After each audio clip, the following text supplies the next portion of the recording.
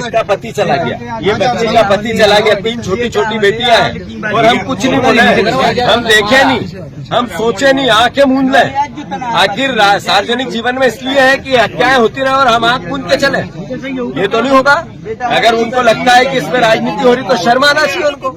हमारी सरकार होती, कांग्रेस की सरकार होती, मैं एसपी को सस्पेंड कर देता। देखिए, एक ट्वीट किया है कि मध्य प्रदेश में आए दिन हमारे दलित भाइयों पे, अहिरवार समाज के लोगों पे जब चाहे तब, जो चाहे वो, जिस पूरे जगह जगह जब मन में आता है उसकी हत्या हो जाती है, बेटियों का बलात्कार हो जाता है, बेटियों के साथ उनका अपहरण हो जाता है, रोज की घटना हो गई। मैं फिर से मोहन यादव जी से आग्रह करता हूं कि आप प्रदेश के मुख्यमंत्री हैं, आप मुख्यमंत्री का दायित्व तब पता चलेगा हमें और जनता को कि यहाँ का टीआई, यहाँ का एसपी, सागर का पुलिस ये 10,000 रुपये लिए तब इनकी एफआईआर लिखी।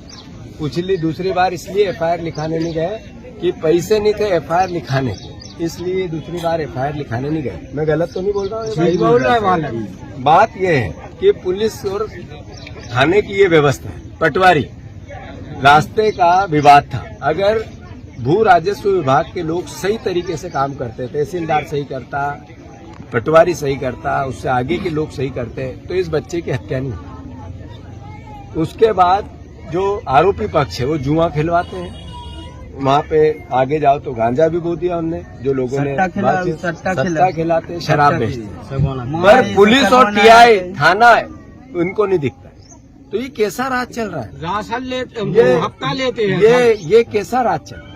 तो मुख्यमंत्री जी आप संज्ञान में लो और कृपया करके 2, 4, 5 को सस्पेंड करो, आज जिनकी लापरवाही के कारण पता चले कि इस तरीके का प्रशासन चल रहा है और मुख्यमंत्री सख्त होगा। अन्यथा जो जंगल राज है दिन पे दिन बढ़ रहा है और अगर आपने इस भावना को नहीं समझा, आखिर प्रदेश है हमारा, हम विपक्ष के जरूर है पर मुख्यमंत्री आप भी हमारे हो, सरकार हमारी है, हम आरोप प्रत्यारोप हर चीज में लगाएं जरूरी नहीं है, पर क्या दलित होना गुनाह हो गया मध्य प्रदेश में? क्या इस मध्य प्रदेश में अहिरवार होना गुनाह हो गया? जब चाहे जब काट दो गाजर मूली की तरह और कुछ नहीं हो रहा है। गरीब है इसलिए, टाप रहा है इसलिए, इनकी कोई सुनवाई नहीं होगी, प्रशासन कोई देखेगा नहीं इनके तरफ। तो मैं आग्रह करता हूं मुख्यमंत्री, और मैं डीजीपी से मिलूंगा, इस पूरी घटना को लेकर मैं डीजीपी से मिलूंगा। यहाँ के विधायक जी से भी आग्रह, वो भी आए, आप इतने साल से हैं, चुने जाते हो तो गरीब मरेंगे तो उनको भी देखना पड़ेगा कुछ नहीं। आज तक आए क्या गोपाल भार्गव? नहीं आए।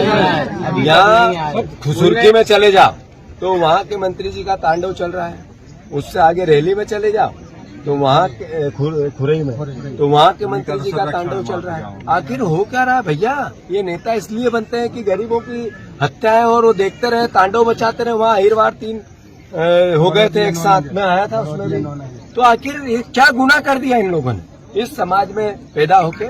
इसलिए इनकी हत्या होगी क्या? प्रशासन कब देखेगा, कब सोचेगा, कब समझेगा? हम लोकतांत्रिक लोग हैं, कभी भी इस तरह की बात नहीं करेंगे जिससे देश की मर्यादा या प्रशासन की मर्यादा को हम दांव पे लगाएं, पर जिम्मेवार लोगों पे कार्रवाई हो भाई।